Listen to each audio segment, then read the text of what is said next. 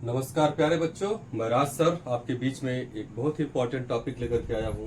That is Uttar Pradesh के महत्वपूर्ण तथ्य। या कोई भी वनडे एग्जाम हो या फिर पीसीएस हो, हर परीक्षा में प्यारे बच्चों इससे आपको कई कम से कम 5 से 7 प्रश्न देखने को मिल जाते हैं। अभी आपका यूपीपी जो एग्जाम है, राष्ट्रीय आयुक्ताधन परीक्षा हो गई, मतलब जितने भी आपके वनडे एग्जाम है आपको उत्तर प्रदेश से निश्चित रूप से क्वेश्चन आते हैं। तो ठीक है प्यारे बच्चों, आइए देखते हैं ध्यान से। ये उत्तर प्रदेश के बारे में सब महत्वपूर्ण तथ्य हैं। तो मैंने पहला क्वेश्चन लिया है प्यारे बच्चों कि ये भारत के कुल भौगोलिक क्षेत्र, वैसे भारत तो हमारा एक बहुत विशाल देश है, लेकिन कह रहा है कि भारत के कुल भौगोलिक क्षेत्र का ये जो उत्तर प्रदेश है ये कितना, मतलब इसका क्षेत्रफल कितना पड़ता है, मतलब पूरे भारत का उत्तर प्रदेश का जो है क्षेत्र या क्षेत्रफल जो है कितना है। तो आपका बताएंगे प्यारे बच्चों 7.33। मेरे साथ बोलिए 7.33%। ठीक है, पूरे भारत के क्षेत्रफल का उत्तर प्रदेश का जो है आपका भौगोलिक जो क्षेत्रफल है और 7.33 है। ठीक है, नेक्स्ट देखिए।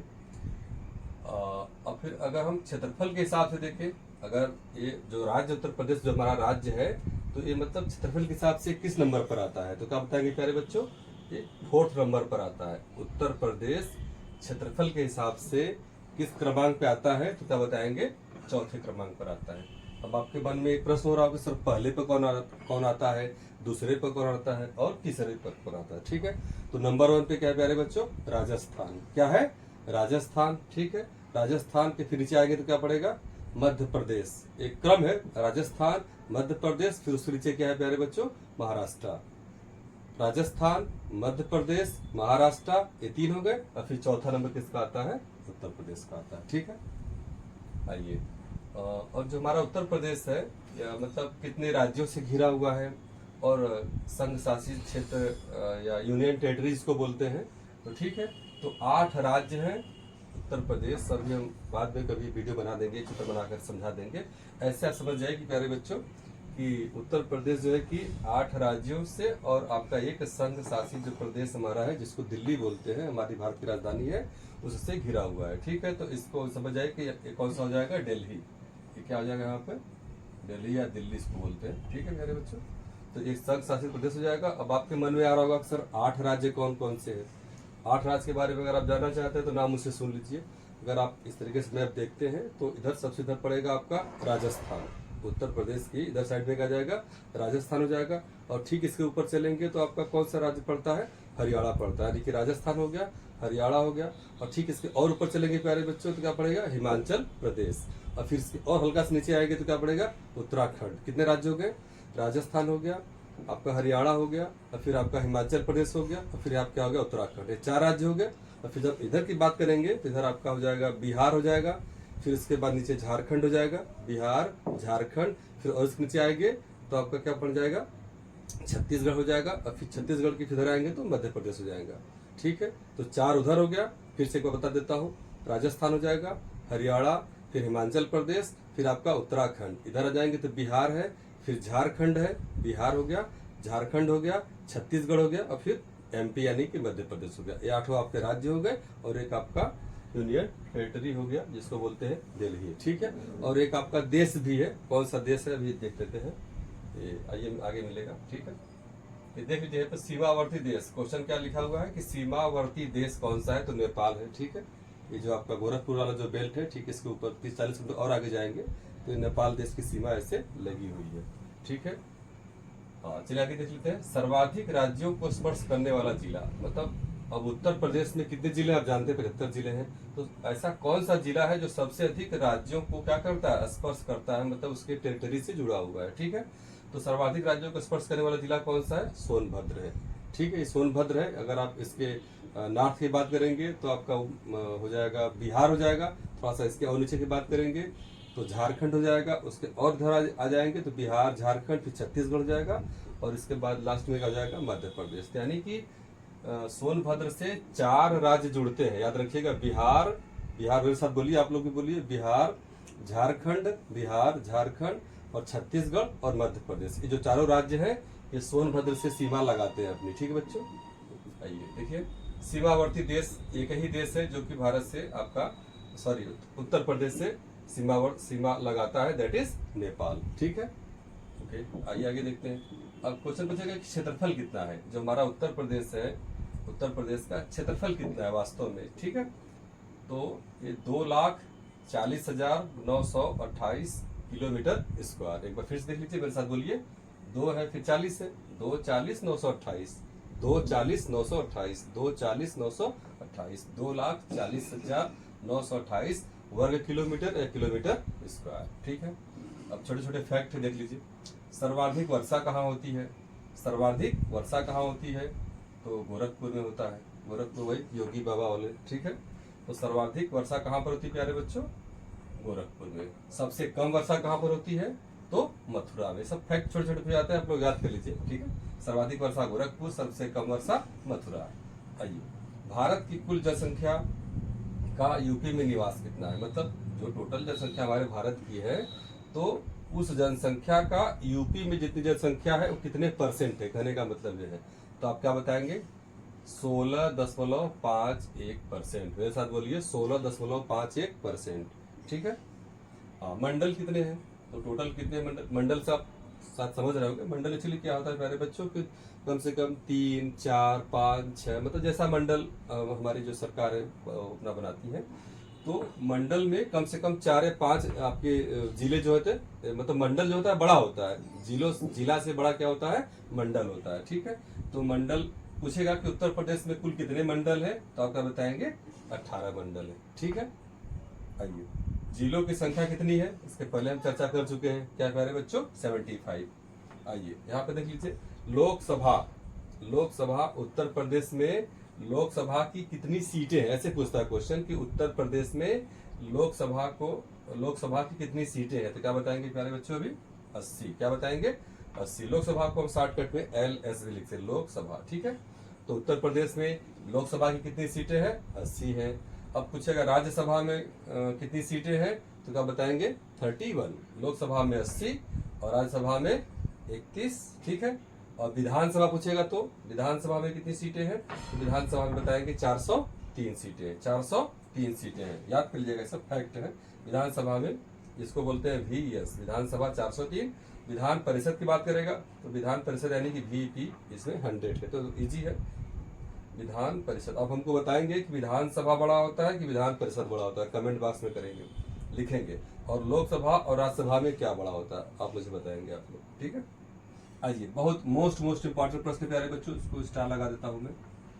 ये कई परीक्षाओं में पूछा गया है कि उत्तर प्रदेश में, देखिए हम उत्तर प्रदेश के ही परिप्रेक्ष्य में बात कर रहे हैं, तो उत्तर प्रदेश में कितने कृषि जलवायु क्षेत्र है। ठीक है, उत्तर प्रदेश में कितने कृषि जलवायु क्षेत्र है, ऑप्शन तो देगा 7, 8, 9, 10। तो आप क्या बताएंगे प्यारे बच्चों, 9। याद रखिएगा इसको, बहुत परीक्षाओं में पूछा जाता है, 9 है। सबसे बड़ी नहर कौन सी है, तो क्या बताएंगे, शारदा नहर। ठीक है, माँ शारदा है ना, ऐसे याद कर लीजिए। ये सबसे बड़ी नहर कौन सी है, तो शारदा नहर। ठीक है, किसान मित्र योजना उत्तर प्रदेश में किसान मित्र योजना कब शुरू की गई, तो क्या बताएंगे प्यारे बच्चों। एक्चुअली ये 18 जून 2001 को है, तो 18 जून से आपको कोई मतलब नहीं है, बस ऐसे याद रखिए कि किसान मित्र योजना 2001 में शुरू की गई थी। ठीक है, आइए, सिंचाई का सबसे बड़ा साधन कौन सा है, सिंचाई का, जो उत्तर प्रदेश है हमारा कृषि प्रधान क्षेत्र है, तो सिंचाई का सबसे बड़ा साधन कौन सा है, नलकूप। नलकूप का मतलब ट्यूबवेल, इसे इंग्लिश में क्या बोलेंगे, ट्यूब वेल। वेल माने कुआं, ट्यूब माने नल हो जाएगा, तो नलकूप उसी को बोलते हैं। तो याद रखिएगा, सिंचाई का सबसे बड़ा साधन उत्तर प्रदेश में क्या है, नलकूप, या इंग्लिश में बोलते हैं ट्यूबवेल। ठीक है, आगे देखते हैं। अफीम कारखाना, उत्तर प्रदेश में अफीम का कारखाना कहाँ पर है, अफीम है ना, नार्कोटिक चीजें होती है अफीम, तो बोल रहा है, तो क्या बताएंगे इसका उत्तर, गाजीपुर में। ठीक है, वाराणसी से सटा हुआ जिला है गाजीपुर, तो वहां पर किसका कारखाना है प्यारे बच्चों, अफीम का। ठीक है, ओपीएम, इसे इंग्लिश में क्या बोलते हैं, ओपीएम। आइए, अब पूछेगा कि नोएडा कहाँ पर पड़ता है, नोएडा, तो आपका बताएंगे गौतम बुद्ध नगर। GBN का मतलब क्या हो जाएगा, गौतम बुद्ध नगर, नोएडा। ठीक है, तो हो जाएगा नॉर्थ ओखला, क्या बोलेंगे प्यारे बच्चों, north Okhla industrial development authority. ठीक है, ये नोएडा का हो जाएगा, फुल फॉर्म हो जाएगा, सॉरी नॉर्थ नहीं, न्यू ओखला होगा, क्या होगा प्यारे बच्चों, new Okhla industrial development authority. New Okhla industrial development authority, या इसी को शॉर्टकट में क्या बोलते हैं, नोएडा बोलते हैं, नोएडा, देख रहे हो ना, नोएडा। ये पूछता है कि कहाँ पर है, ठीक है, तो आपका पता है कि गौतम बुद्ध नगर जो हमारा जिला है वहाँ, वहीं पर ये नोएडा क्या है, पाया जाता है, नोएडा है, ठीक, वहीं पर स्थित है। नेक्स्ट है सुलहकुल उत्सव। सुलहकुल उत्सव या सुलहकुल मेला ये कहाँ लगता है, तो क्या बताएंगे, आगरा। क्या बताएंगे प्यारे बच्चों, आगरा। अब देखिए इसको ट्रिक याद कर लीजिए, आगरा में क्या छिपा हुआ है, आग, आग छिपा हुआ है ना, आग, और यहाँ पे सुलह, सुलह देख रहे हैं, सुलह मतलब जब आग लगा के क्या करे, पहले तो एक दोनों के बीच में आग लगाए, आग लगा के फिर क्या करा आदमी, सुलह कर रहा है, तो ऐसे ट्रिक है, याद कर लीजिए। कि अक्सर पूछता है क्वेश्चन कि सुलहकुल उत्सव कहाँ मनाया जाता है, तो आपका ऐसे आगरा में आग छुपा हुआ ना, तो सुलह की जब भी बात आएगी तो आप आग, आग मतलब आगरा हो जाएगा, ठीक है। बहुत आप लोग चालाक हो चुके हैं, ठीक है। आइए हिंदी और संस्कृत, क्वेश्चन पूछेगा हिंदी और संस्कृत, उत्तर प्रदेश में हिंदी और संस्कृत की स्थापना किस वर्ष की गई थी। उत्तर प्रदेश में हिंदी और संस्कृत की स्थापना 1976 में, याद कर लीजिएगा। ये तो बहुत ही इंपॉर्टेंट है प्यारे बच्चों, एक और स्टार में लगाओ और एक स्टार लगा देता हूँ। पूछता है कि नॉलेज पार्क, नॉलेज पार्क कहाँ पर स्थित है, तो क्या बताएंगे, ग्रेटर नोएडा में, ग्रेटर नोएडा में, ठीक है, अभी बात की नोएडा के बारे में, ग्रेटर नोएडा। आंवला उत्पादक जिला कौन सा है, कहाँ पर आंवला उत्पादन होता है, उत्तर प्रदेश में ऐसा कौन सा जिला है जहाँ पर आंवले का उत्पादन होता है, तो क्या बताएंगे, ये प्रतापपुर है, प्रतापपुर, ठीक है, प्रतापपुर में ही आंवले का, और आंवले में कौन सा विटामिन पाता है, विटामिन सी, ठीक है, विटामिन सी का यह प्रचुर आपका इससे पाया जाता है, प्रचुर मात्रा में विटामिन सी, ठीक है। आइए आगे देख लेते हैं। उत्तर भारत का मैनचेस्टर, उत्तर भारत का मैनचेस्टर, उत्तर भारत का मैनचेस्टर नहीं लिखा हूँ क्या मैं, चलिए इसका उत्तर है बेटा कानपुर है, मैंने लिखा नहीं, ठीक है, इसको लिख लीजिए यहाँ पे। उत्तर भारत का मैनचेस्टर बोलते हैं कानपुर को, ऐसे याद रखिएगा, ठीक। ये क्वेश्चन पूछता है, और ये मैनचेस्टर किस जगह पर पड़ता है, बताएंगे कमेंट बॉक्स में। उत्तर भारत का मैनचेस्टर किसे कहा जाता है, आपका बताएंगे कानपुर को, ठीक है। आइए आगे देखते हैं। तेल शोधक कारखाना, तेल शोधक कारखाना उत्तर प्रदेश में कहाँ पर स्थित है, तो क्या बताएंगे, मथुरा में। कहाँ पर है प्यारे बच्चों, मथुरा में। और मथुरा में ही क्या बताए थे, जहाँ पर सबसे कम वर्षा होती है, सबसे अधिक वर्षा कहाँ पर होती है, गोरखपुर में। परमाणु शक्ति केंद्र, उत्तर प्रदेश का एकमात्र परमाणु शक्ति केंद्र कहाँ पर है प्यारे बच्चों, नरौरा। उत्तर प्रदेश का एकमात्र परमाणु शक्ति केंद्र कहाँ पर है, नरौरा। और नरौरा कहाँ पड़ता है, नरौरा बुलंदशहर में। बुलंदशहर जो है आपका जो जिला है, वहीं पर एक जगह है नरौरा, वहीं पर क्या स्थित है, परमाणु शक्ति केंद्र। पूछता है नरौरा कहाँ पर स्थित है, ऐसे पूछ सकता है जिला भी, या पूछेगा किस प्रदेश से पड़ता है नरौरा, तो क्या बताएंगे, उत्तर प्रदेश में, ठीक है। सीमेंट के दो प्रमुख कारखाने, ठीक है बच्चों, सीमेंट जिससे हम लोग घर बनाते हैं, सीमेंट के दो प्रमुख कारखाने उत्तर प्रदेश में कहाँ पर है, तो एक है प्यारे बच्चों चूर्क है, और दूसरा क्या है, डाला। मेरे साथ बोलिए, चूर्क और दूसरा क्या है, डाला। अभी कहाँ पड़ता है चूर्क और डाला, तो एक जिला है उत्तर प्रदेश का सोनभद्र जिला, तो वहीं पर चूर्क और डाला दोनों पड़ता है। याद रखिएगा, सीमेंट के दो प्रमुख कारखाने, वहाँ प्रचुर मात्रा में सीमेंट बनाई जाती है, ठीक है।